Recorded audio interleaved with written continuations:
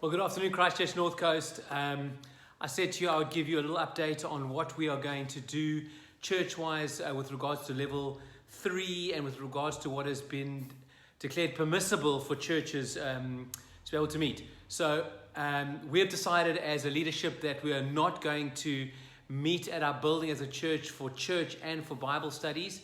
And there are two reasons I thought I'd give you just so that you guys understand where we are going. The first reason is that we received a letter from our bishop of a denomination who has consulted the experts, and they feel in view of wanting to love other people and to love each other, it is not great for us to be meeting as a church at the moment.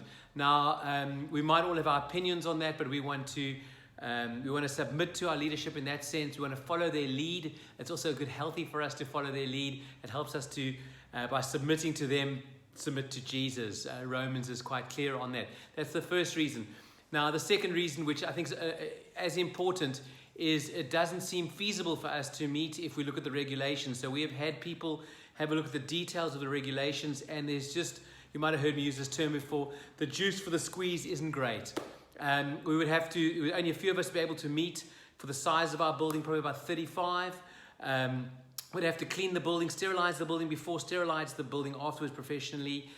We wouldn't be able to talk to each other. We'd have to wear masks. There wouldn't be any coffee. You'd have to come and have your temperature taken. I'd have to record your temperature. I'd have to record who comes into the premises. Then you'd have to wash your hands, blah, blah, blah. All that kind of stuff. No singing, no interaction, just the sermon kind of idea. I'd have to wear a mask then preaching as well. It doesn't make sense for us to meet. The juice for the squeeze is just not great. So we've decided actually we're not going to meet. Now, many of us will have a lot of opinions, and we might disagree with these decisions that have been made. And may I ask you to maintain the unity with us on these issues? You know, in Romans 14, it talks about not judging your brother over these kind of issues. In Romans 14, it's over food and what you eat and what you can't eat, permissible, not permissible. And but Jesus calls us to not judge each other because he's actually the judge, that we're all going to have to stand before him, which means while we all have our different opinions, we need to respect those opinions and not judge each other, but more importantly, maintain the unity of the body by sticking together around Jesus, even if we disagree on each other on these little issues. It's actually healthy for us to be able to exercise these godly things. So we're not going to be meeting. Don't get your expectations up either. I don't think we'll be meeting anytime soon, but we'll keep a watch on that.